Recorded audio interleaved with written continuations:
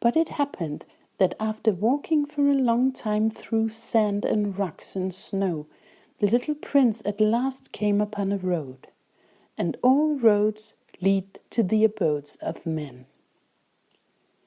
"Good morning," he said. He was standing before a garden, all abloom with roses. "Good morning," said the roses. The little prince gazed at them. They all looked like his flower. "Who are you?" he demanded, thunderstruck. "We are roses," the roses said. And he was overcome with sadness.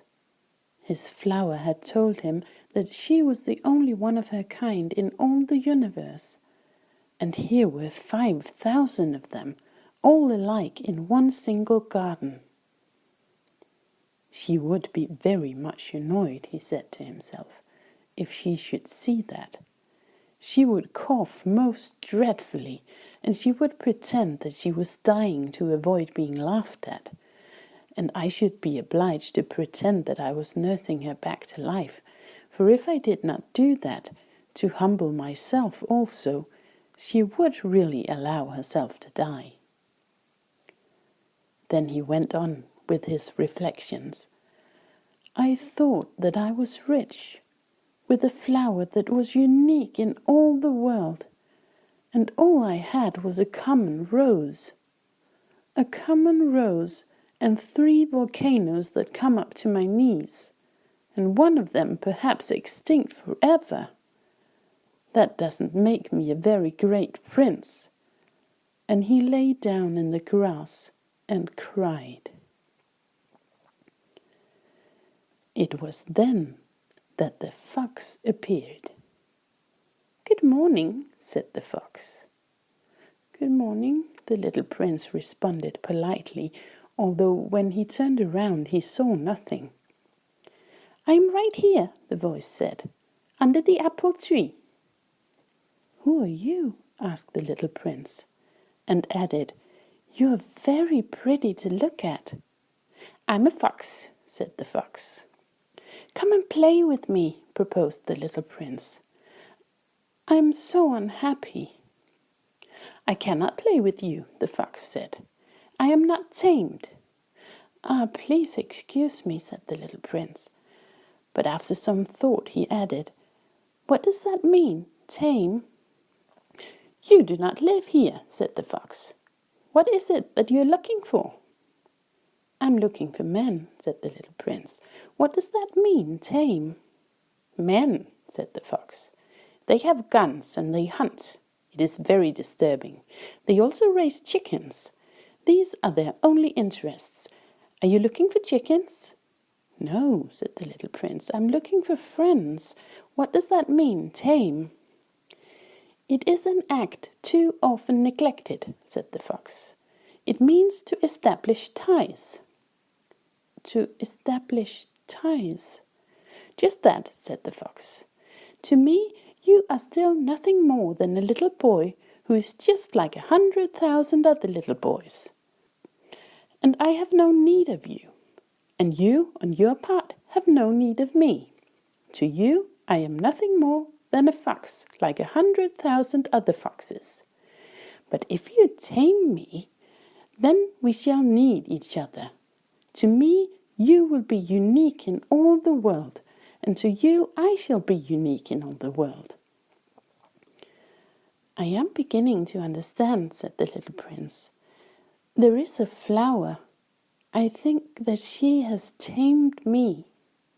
"It is possible," said the fox. "On the earth one sees all sorts of things." "Oh, but this is not on the earth," said the little prince.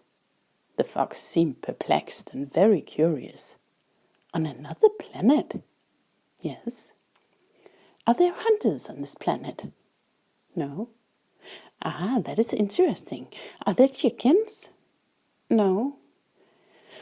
"Nothing is perfect," sighed the fox. But he came back to his idea.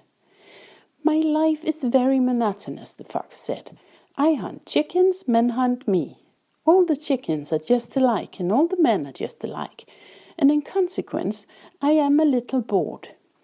But if you tame me, it will be as if the sun came to shine on my life. I shall know the sound of a step that will be different from all the others. Other steps send me hurrying back underneath the ground.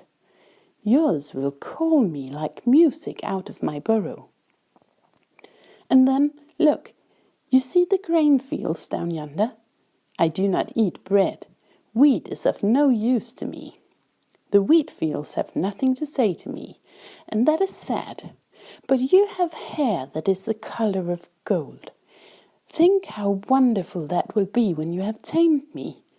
The grain, which is also golden, will bring me back the thought of you, and I shall love to listen to the wind in the wheat. The fox gazed at the little prince for a long time. Please tame me, he said. I want to very much, the little prince replied, but I have not much time. I have friends to discover and a great many things to understand. One only understands the things that one tames, said the fox. Men have no more time to understand anything. They buy things already made at the shops. But there is no shop anywhere where one can buy friendships. So men have no friends anymore. If you want a friend, tame me. What must I do to tame you? Asked the little prince. You must be very patient, replied the fox. First, you will sit down at a little distance from me, like that in the grass. I shall look at you out of the corner of my eye, and you will say nothing. Words are the source of misunderstandings, but you will sit a little closer to me every day. The next day the little prince came back. It would have been better to come back at the same hour, said the fox.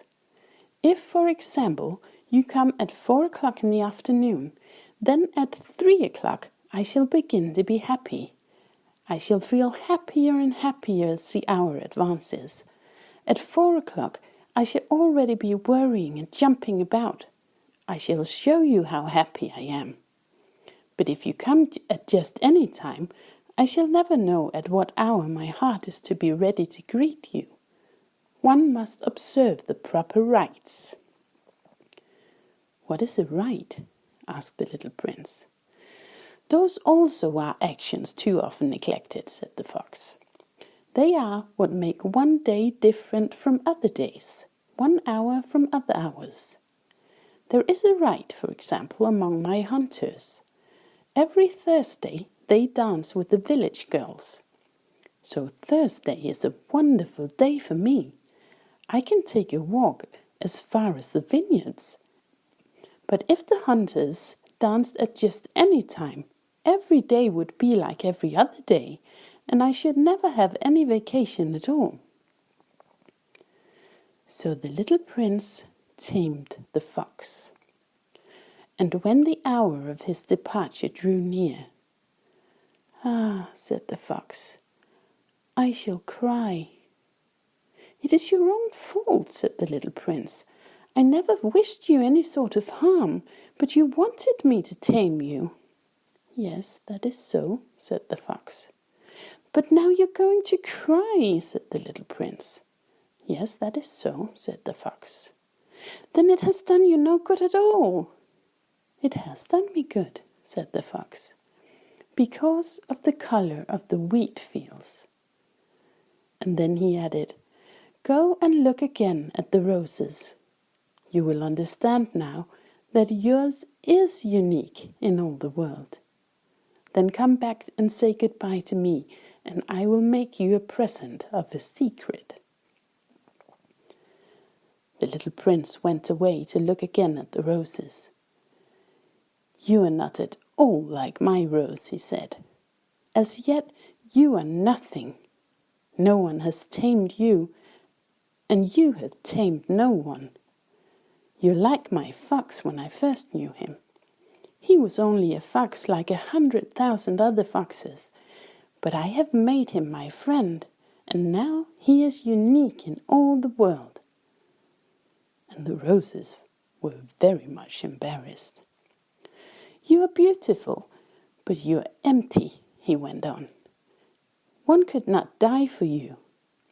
To be sure, an ordinary passerby would think that my rose looked just like you, the rose that belongs to me, but in herself alone she is more important than all the hundreds of you other roses, because it is she that I have watered, because it is she that I have put under the glass globe, because it is she that I have sheltered behind the screen, because it is for her that I have killed the caterpillars, except the 2 or 3 that we saved to become butterflies, because it is she that I have listened to when she grumbled or boasted, or even sometimes when she said nothing, because she is my rose. And he went back to the fox. Goodbye, he said. Goodbye, said the fox. And now here is my secret, a very simple secret. It is only with the heart that one can see rightly. What is essential is invisible to the eye. What is essential is invisible to the eye, the little prince repeated, so that he would be sure to remember. It is the time you have wasted for your rose that makes your rose so important. It is the time that I have wasted for my rose, said the little prince, so that he would be sure to remember. Men have forgotten this truth, said the fox, but you must not forget it. You become responsible forever for what you have tamed. You are responsible for your rose. I am responsible for my rose, the little prince repeated, so that he would be sure to remember.